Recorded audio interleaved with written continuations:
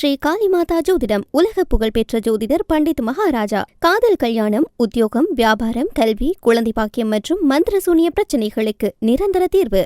வணக்கம். செய்திவீச்சு உங்களை வரவேற்றுக் கொள்கிறது.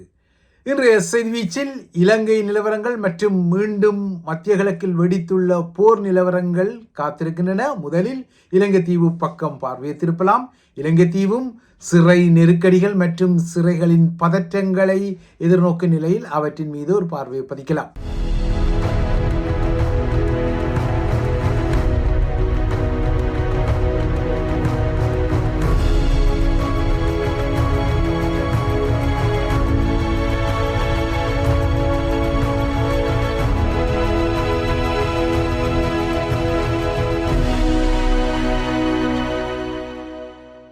நீர்கொழும்பு சிறையில் 7 அதிகாரிகளையும் 19 கைதிகளையும் பலியெடுத்து 100க்கும் மேற்பட்டவர்களை காயமடைய வைத்த பெரும் கலவரம் வடக்கு கிழக்கு உட்பட்ட இலங்கை சிறைகளில் இனிமேல் வெடிக்க காத்திருக்கும் பாதாள உலக டைம் பொம்களை, அதாவது நேர கணிப்பு குண்டுகளை வெளிப்படுத்தி இருப்பதால் தற்போது இலங்கை சிறைகள் குறித்து ஐக்கிய நாடுகள் சபையும் அலறி அடிக்க ஆரம்பித்துள்ளது. தற்போது நாட்டில் உள்ள சகல சிறைகளிலும் பாதுகாப்பு பலப்படுத்தப்பட்டுள்ளதாகவும் அரசாங்கம் அவற்றை கட்டுக்குள் வைத்திருப்பதாகவும் அனுரகுமார திசாநாயக்காவின் அமைச்சரவை முகங்கள் கூறிக்கொண்டாலும் நிலைமை முழுமையாக கட்டுப்பாட்டுக்குள் இல்லை என்பது தெரிகின்றது. இதனால் தான் இன்று நாடு முழுவதிலும் உள்ள சிறைகளின் மூத்த அதிகாரிகள் அனைவருக்கும் இன்று காலை ஒரு அவசர அமர்வை அரசாங்கம் நடத்தி அவசரமான அறிவுறுத்தல்களை சிறை அதிகாரிகளுக்கு வழங்கியுள்ளது. நீர்கொழும்பு கலவரத்தின் சூத்திரதாரிகளில் ஒருவராகவும் கெஹல்பத்ர பத்மேயின் பாதாள வலையமைப்பில் உள்ள ஒரு முக்கிய புள்ளியாகவும் உள்ள கட்டுவெல்லகம சுரேஷ் என்ற பாதாள கிங்பின் முகம் தற்போது பூசா சிறைக்கு அனுப்பப்பட்டு அங்கு தனிமையில் வைக்கப்பட்டிருக்கின்றார். இவருடன் கெஹல்பத்ர பத்மே முகங்கள் இல்லையென்றால் ஏனைய பாதாள கிங்பின்கள் தொடர்புகளை, அதாவது தொலைபேசி தொடர்புகளை பேண முடியாத அளவுக்கு அவர் இருக்கும் இடத்தில் ஜாமர்கள் எனப்படும் தொலைபேசி தொடர்பாடல் முடக்கல் தொழில்நுட்ப கருவிகள் பொருத்தப்பட்டிருப்பதாக எல்லாம் கூறப்படுகின்றது. ஆனால் அவருடன் சில பாதாள உலக முகங்கள் தொடர்ந்தும் தொடர்புகளை ஏற்படுத்த முயற்சிப்பதான அதிர்ச்சி தகவல்கள் எல்லாம் வருகின்றன. ஏனென்றால் இன்னமும் ஸ்ரீலங்காவின் சிறை அதிகாரிகளில் மாபியாக்களுக்கு ஆதரவான சில முகங்கள் பெரும் உயர் பதவிகளில் இருக்கத்தான் செய்கின்றன. இதற்கிடையே நீர்கொழும்பு சிறையில் ஏற்பட்ட கலவரத்தில் சிறை அதிகாரிகள் கொல்லப்பட்டமைக்கு பழிவாங்கும் வகையில் நீர்கொழும்பு சிறையிலிருந்து ஏனைய சிறைகளுக்கு மாற்றப்பட்ட 734 கைதிகள் அன்னளவாக அந்த தொகைதான் அரசாங்கத்தால் அறிவிக்கப்பட்டிருக்கிறது. அவர்கள் அனைவரும் தாம் புதிதாக அனுப்பப்பட்ட சிறைகளில் இருக்கும் அதிகாரிகளால் செமத்தியாக கவனிக்கப்படுவதாக, அதாவது தாக்குதலுக்கு உள்ளாக்கப்படுவதாக கைதிகளின் உரிமைகளை பாதுகாக்கும் குழு ஒன்று அலறி அடித்து குற்றச்சாட்டி ஒரு அவசர அறிக்கையை நேற்று வெளியிட்டுள்ளது. நீர்கொழும்பிலிருந்து இடம் மாற்றப்பட்ட கைதிகளில் யாழ்ப்பாணம் மற்றும் மட்டக்களப்பு சிறைகளுக்கும் கைதிகள் நேற்று மாற்றப்பட்டுள்ளனர். 60க்கும் மேற்பட்ட கைதிகள் யாழ்ப்பாண சிறைக்கும் அதே அளவு கைதிகள் மட்டக்களப்பு சிறைக்கும் மாற்றப்பட்டுள்ளனர். இப்போது தொழில்நுட்ப ரீதியாக இந்த நீர்கொழும்பு பாதாள வலையமைப்பின் கைதிகள் வடக்கு கிழக்குக்கும் விரவ விடப்பட்டுள்ளனர்.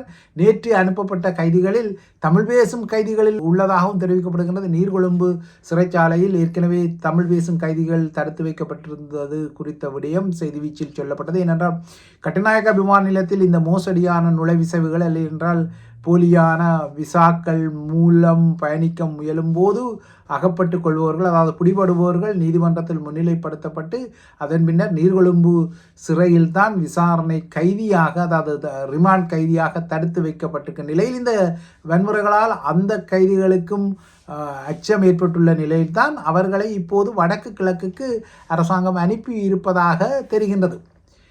இந்த நிலையில் நீர்கொழும்பிலிருந்து காலி பூசா சிறைக்கு மாற்றப்பட்ட கைதி ஒருவர் திடீர் உடல் நலக்குறைவு என்ற அடிப்படையில் நேற்று மருத்துவமனையில் அனுமதிக்கப்பட்ட பின்னர் மரணத்தை தழுவியிருக்கின்றார். இந்த கைதி தாக்கப்பட்டதான செய்திகள் எல்லாம் வருகின்றன. இதனை அடுத்து தான் நேற்றிரவு கைதிகளின் உரிமைகளை பாதுகாக்கும் குழு ஒரு அவசர அறிக்கையிடலை வெளியிட்டது. அந்த அறிக்கையிடலில் இடமாற்றம் செய்யப்பட்ட கைதிகள் புதிய சிறைகளில் சித்திரவதைகள் மற்றும் துன்புறுத்தல்களை எதிர்நோக்குவதாகவும் அதிகாரிகளால் தாக்கப்படுவதாகவும் தமது அமைப்புக்கு அதிர்ச்சிகரமான தகவல்கள் கிடைத்துள்ளதாகவும் கூறியுள்ளது. குறிப்பாக நீர்கொழும்பிலிருந்து அங்குண கொலபெலச சிறைக்கு மாற்றப்பட்ட கைதிகள் கடுமையாக தாக்கப்பட்டதாகவும் அவர்களில் சிலர்களுக்கு கால்கள் முறிக்கப்பட்டதாகவும் கடுமையான அடி மற்றும் வெட்டுக்காயங்கள் உடலில் பல இடங்களில் இருந்ததாகவும் அந்த அமைப்பு குற்றம் சாட்டியிருக்கிறது. இதேபோல நீர்கொழும்பிலிருந்து வெளிக்கடைக்கு மாற்றப்பட்ட கைதிகள் மீது புதிய தாக்குதல்களை நடத்துவதற்கான ஒரு இரகசியமான ஏற்பாடுகள் சிறை அதிகாரிகள் மட்டத்தில் இடம்பெற்று வருவதாகவும் அந்த அமைப்பு அதிர்ச்சிகரமான இன்னொரு தகவலையும் வெளியிட்டுள்ளது தனது அறிக்கையில். இவ்வாறாக ஸ்ரீலங்கா சிறைகளில் ஒரு பயங்கர நிலைமை நிலவும் பின்னணியில் தான் ஐக்கிய நாடுகள் சபையும் இந்த விடயத்தில் ஒரு அவசர அறிக்கையிடலை செய்திருக்கின்றது. இலங்கை சிறைகள் சர்வதேச மனித உரிமை சட்டங்களின் கீழ் அந்த நியமங்களுக்கு இல்லை என ஒரு கரிசனை அதிர்ச்சிகரமான கருத்தை வெளியிட்ட ஐக்கிய நாடுகள் சபையும் இந்த விடயத்தில் ஸ்ரீலங்கா அரசாங்கம் கரிசனை எடுக்க வேண்டும், சர்வதேச மனித உரிமை தரங்களின் கீழ் இலங்கை சிறைகளை பேண வேண்டும் என கூறியுள்ளது. கொழும்பில் உள்ள ஐநாவின் வதிவிட ஒருங்கிணைப்பாளர் மார்க் ஆண்ட்ரே பிரான்சே இந்த அறிக்கையிடலை செய்ததுடன் இலங்கை சிறைகளுக்கு ஸ்ரீலங்கா அரசாங்கம் மேலதிகமான நிதியை அவசரமாக ஒதுக்கீடு செய்ய வேண்டும் எனவும் அழைப்பு விடுத்திருக்கிறார். இன்னும் அந்நொரு அரசாங்கம் நீர்கொழும்பு சிறை கலவரங்கள் தொடர்பாக விசாரிப்பதற்கு சுயாதீன ஒரு விசாரணை குழுவை உச்சநீதிமன்ற ஓய்வு பெற்ற நீதிபதி ஒருவர் தலைமையில் நியமிக்கப்பட்ட நகர்வையும் அவர் வரவேற்றிருக்கின்றார். இந்த நிலையில்தான் இந்த சிறை கலவரங்களில் அதிகம் உற்று நோக்கப்படும் அனுர அரசாங்கத்தின் நீதி மற்றும் தேசிய ஒருமைப்பாட்டு அமைச்சரான ஹர்ஷன நாணயக்காரா வெளியிட்டுள்ள ஒரு விசேட வர்த்தமானி அறிவிப்பில் தென்னிலங்கையின் காலி நகரில் உள்ள மகாமோதிர பகுதியில் கைவிடப்பட்ட மகாமோதிர மருத்துவமனையில் தற்காலிகமாக ஒரு புதிய சிறைச்சாலை இயங்கும் எனவும் அதன் பின்னர் அந்த பகுதியில் நிரந்தரமாக ஒரு புதிய சிறை நிறுவப்படும் எனவும் அறிவிக்கப்பட்டுள்ளது. மகாமோதிர சிறை என்ற பெயரில் இந்த சிறை உருவாக்கப்படும் என நேற்று அமைச்சர் ஹர்ஷன நாணயக்காரா சிறப்பு வர்த்தமானி மூலம் ஒரு ஆணையை பிறப்பித்திருக்கிறார். ஆனால் இப்போது அரசாங்கத்திற்குள்ள சிக்கல் என்னவென்றால் இலங்கை சிறைகளில் பாதாள குழுக்கள் மற்றும் போதை கிங்பின் முகங்களின் ஆதிக்கம்தான் அதிகமாக இருக்கின்றது. அண்மைய நீர்கொழும்பு சிறை கலவரங்களில் கூட சிறையில் உள்ள போதைப் பொருள் விநியோக வலையமைப்பு தொடர்பாக சிறை அதிகாரிகளுக்கு தகவல் வழங்கிய கைதிகளும் போதைப் பொருள் கடத்தலை தடுக்க முயன்ற அதிகாரிகளுமே முதற்கட்டமாக இலக்கு வைத்து கொல்லப்பட்டுள்ளனர். இது அதிர்ச்சிகரமான ஒரு விடயம். இதேபோல சிறைக்குள் போதைப் பொருள் கடத்தலை தடுக்கும் வகையில் சிறைக்குள் பொருத்தப்பட்டிருந்த சிசிடிவி கேமராக்கள் எனப்படும் கண்காணிப்பு கருவிகள் மற்றும் போதைப் பொருட்களை சிறைக்குள் கொண்டு வருவதை தடுப்பதற்கு உதவும் ஸ்கேன் எனப்படும் படிம இயந்திரங்கள் எல்லாம் அளிக்கப்பட்டுள்ளன. அதாவது நீர்கொழும்பு சிறைக்குள் திட்டமிட்டபடி அந்த போதைப் பொருள் விநியோகத்தை செய்வதற்கு எவையெல்லாம் தடையாக இருந்தனவோ அவையெல்லாம் கடந்த கலவரத்தில் முதற்கட்டத்திலேயே திட்டமிட்டு அளிக்கப்பட்டமை இந்த கலவரங்கள் திட்டமிட்டு நடத்தப்பட்ட கலவரங்கள் என்பது தெளிவாகின்றன. இதற்கும் அப்பால் முதல் நாள் வன்முறைகளில் 2 கைதிகள் அடித்து கொல்லப்பட்ட பின்னர் இந்த 2 கைதிகளும் போதைப்பொருள் கடத்தல் தொடர்பான தரவுகளை அதிகாரிகளுக்கு வழங்கிய கைதிகள் என்பதாக அடையாளப்படுத்தப்படுகின்றது. இவர்கள் அடித்து கொல்லப்பட்ட பின்னர் மறுநாளான கடந்த திங்கட்கிழமை காலையில் மீண்டும் வன்முறைகள் வெடித்த போது அதிக போதை மாத்திரைகளை உட்கொண்டு மனநிலை பிறந்த நிலையில் ஏராளமான கைதிகள் இருந்தமை வன்முறைகளை மோசமாக்கி இருந்தது. இந்த கைதிகளால் மிக மோசமாக அதிகாரிகள் மீது பெரிய பெரிய கற்களை எல்லாம் அவர்களின் தலைகளில் போட்டு இல்லையென்றால் அவர்களை பெரிய கற்களால் அடித்து குரூரமாக கொலை செய்திருந்தார்கள். ஆகிய இந்த கொலைகளை செய்வதற்காகவே இந்த கைதிகள் அதிக அளவு போதை ஊட்டலுக்கு உட்படுத்தப்பட்டிருக்கின்றார்கள் என்கின்ற ஐயங்கள் எல்லாம் வந்திருக்கின்றன. ஆக மொத்தம் இந்த 2ஆம் நாள் கலவரங்களை தீவிரமாக்குவதற்காகத்தான் திட்டமிட்ட ரீதியில் முதல் நாள் இரவு சிறைக்குள் அதிக போதை விநியோகிக்கப்பட்டு பல கைதிகளுக்கு அவை இலவசமாக வழங்கப்பட்டு அவர்கள் அதனை உட்கொண்டு மறுநாள் பெரிய கலவரத்தை செய்வதற்கு தயாராக நின்றார்கள், ஒரு ஆக்ரோஷமான நிலையில் நின்றார்கள் என்பதையெல்லாம் இப்போது பகிரங்கப்பட்டிருக்கின்றது. இதனால் தான் ஸ்ரீலங்காவின் சிறைகள் இப்போது போதை மாபியாக்களின் பிடியில் உள்ள டைம் பொம்கள், அதாவது நேரக்கணிப்பு குண்டுகளாக எந்த நேரத்திலும் வெடித்து சிதறக்கூடிய குண்டுகளாக கருதப்படுகின்றன. அரசாங்கமும் இது ஒரு சவாலான நிலையாக எடுத்து சில நகர்வுகளை செய்கிறது. இன்று காலை ஸ்ரீலங்கா சிறைகளில் உள்ள அனைத்து மூத்த அதிகாரிகளும் அரசாங்கத்தால் அழைக்கப்பட்டு வர முடியாதவர்கள் செயலி வழியாக இணைந்து எடுக்கப்பட வேண்டிய அவசர நடவடிக்கைகள் குறித்து சில அறிவுறுத்தல்களை அரசாங்கம் இறுக்கமாக வழங்கியிருப்பதால் எதிர்வரும் நாட்களில் என்ன நடக்கக்கூடும் என்பதையும் எதிர்பார்த்து கொள்ளலாம். இவை இலங்கை நிலவரங்களாக இருக்க, அடுத்து உலக நிலவரங்களை நோக்கினால் அந்த உலக நிலவரங்களும் ஒரு மோதல் போக்குக்குரிய நிலவரங்களாக இருக்கும் வகையில் இன்று காலை மீண்டும் அமெரிக்க ஈரானிய தாக்குதல்கள் நடத்தப்பட்ட செய்தியுடன் தான் உலகின் ஊடக பரப்புகள் தமது பரபரப்பான செய்திகளை பெற்றுக் கொண்டிருக்கின்றன. இந்த புதிய தாக்குதல்கள் ஈரானின் முன்னாள் அதிஉயர் ஆன்மீக தலைவர் அலி கமேனியின் நாளைய இறுதி அடக்க சடங்குகளை சீர்குலைக்கக்கூடும் என்ற புதிய அச்சத்தையும் உருவாக்கியுள்ளது. இதுவரை எந்தவித தாக்கங்களும் இல்லையென்றால் இடையூறுகளும் இல்லாமல் இறுதிச் சடங்கு நிகழ்வுகள் பெருந்திரளான மக்களுடன் இடம்பெற்று வருகின்றன.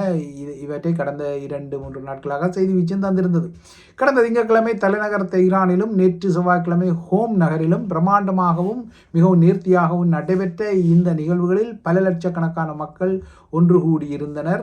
அமெரிக்காவுக்கும் இஸ்ரேலுக்கும் எதிரான ஆக்ரோஷமான கொட்டொலிகளை எல்லாம் எழுப்பியிருந்தனர். அமெரிக்க அரசு தலைவரும் இஸ்ரேலிய பிரதமரும் கொல்லப்பட வேண்டும் என்கின்ற சூளுரைகளை எல்லாம் அவர்கள் விடுத்திருந்தனர். நேற்று ஈரானிய ஹோம் நகரிலிருந்து கெமேனியின் உடலப்புகளை ஈராக்கில் உள்ள ஷியாக்களின் புனித நகரங்களான நஜாப் மற்றும் கர்பலாவுக்கு கொண்டு செல்லப்பட்டது. அந்த இறுதி நிகழ்வுகளின் பின்னர் மீண்டும் இந்த உடலப்புகளை இன்று அதிகாலை ஈரானுக்கு கொண்டு செல்லப்பட்டதாக தெரிகின்றது. இந்த நிலையில்தான் இந்த உடலப்புகளை மீண்டும் ஈரானுக்கு திரும்பிய நிலையில் அமெரிக்கா ஈரான் மீது பெரும் தாக்குதலை நடத்தியிருக்கின்றது.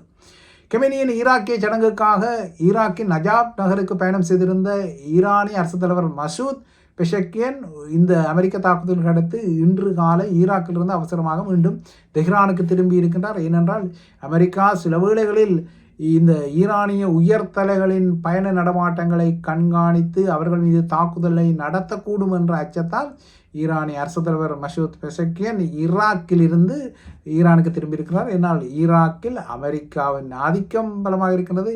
ஈராக் அமெரிக்காவின் ஒரு பங்காளி நாடாக இப்போது இருப்பதால் அமெரிக்கா அங்கு வைத்து தன்னை இலக்கு வைக்கக்கூடும் என்ற அச்சத்தில் ஈரானிய அதிபர் இன்று அதிகாலை அவசரமாக ஈரானுக்கு திரும்பி இருக்கின்றார். நாளை வியாழக்கிழமை கெமேனியின் பூர்வீக இடமான மஷ்ஹத்தில் இறுதி அடக்க நிகழ்வு இடம்பெறவுள்ள நிலையில் அமெரிக்க ஈரானிய புதிய மோதல்கள் வந்திருப்பதால் நாளை அமெரிக்கா சில வேளைகளில் ஏதாவது பாரிய தாக்குதல்களை அதிரடியாக நடத்தக்கூடுமோ, இல்லையென்றால் இஸ்ரேல் இந்த தாக்குதல்களுக்கு தூபத்தை போடக்கூடுமோ என்கின்ற புதிய அச்சநிலைகள் எல்லாம் வந்திருக்கின்றன. ஹோர்மூஸில் சென்ற கட்டாரின் எரிவாயு தாங்கி கப்பல் ஒன்றையும் சவுதி அரேபியாவின் எண்ணெய் தாங்கி கப்பல் ஒன்றையும் இன்னொரு வணிக கப்பலையும் ஈரான் நேற்று தாக்கியமைக்கு பதிலடியாகவே அமெரிக்காவின் இன்றைய அதிகாலை தாக்குதல்கள் இடம்பெற்றதாக அமெரிக்க இராணுவம் அறிவித்திருக்கிறது, வெளிப்படையாக கூறியிருக்கிறது. கடந்த மாத இறுதியில் 2 தரப்புக்கும் போர் நிறுத்தம் எட்டப்பட்ட நாளிலிருந்து அமெரிக்காவின் மிகப்பெரிய தாக்குதலாக இன்றைய அதிகாலை தாக்குதல் மாறியிருக்கின்றது. ஈரானிய எண்ணெய் விற்பனை மீதான தடையை மீண்டும் அதிரடியாக நடைமுறைப்படுத்திய பின்னர் அமெரிக்கா இந்த தாக்குதல்களை ஈரான் மீது நடத்தியுள்ளது.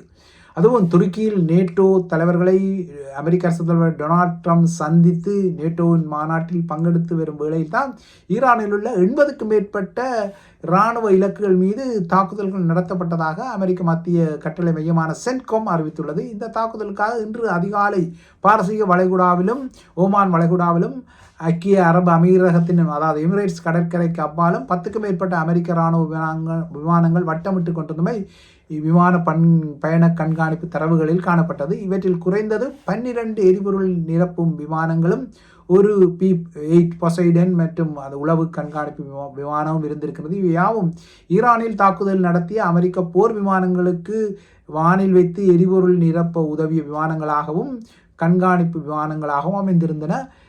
ஈரானுக்கு சொந்தமான அதாவது ஈரானிய கடற்படைக்கு சொந்தமான 60க்கும் மேற்பட்ட கப்பல்கள் அமெரிக்க தரப்பால் தாக்கப்பட்டுள்ளன. பல கப்பல்கள் மூழ்கடிக்கப்பட்டதாக தெரிய வருகின்றது.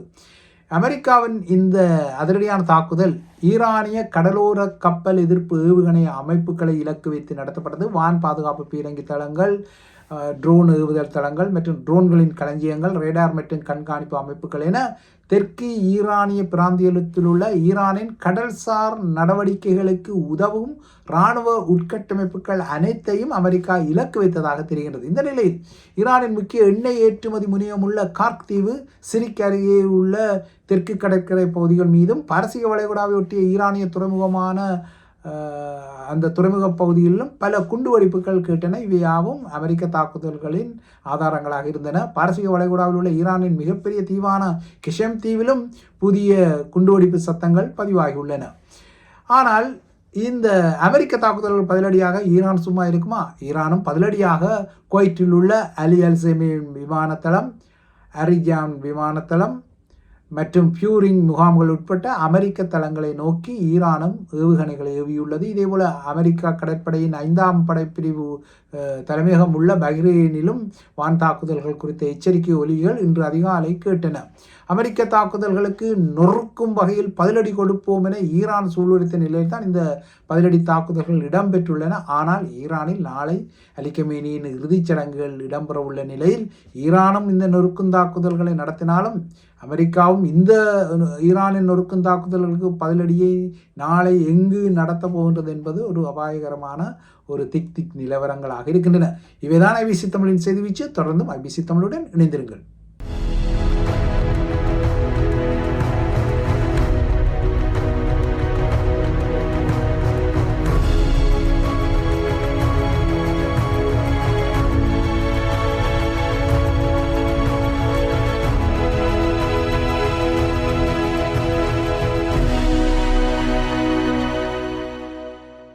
ஸ்ரீ காளிமாதா ஜோதிடம் உலக புகழ்பெற்ற ஜோதிடர் பண்டித் மகாராஜா. காதல், கல்யாணம், உத்தியோகம், வியாபாரம், கல்வி, குழந்தை பாக்கியம் மற்றும் மந்திர சூனிய பிரச்சனைகளுக்கு நிரந்தர தீர்வு.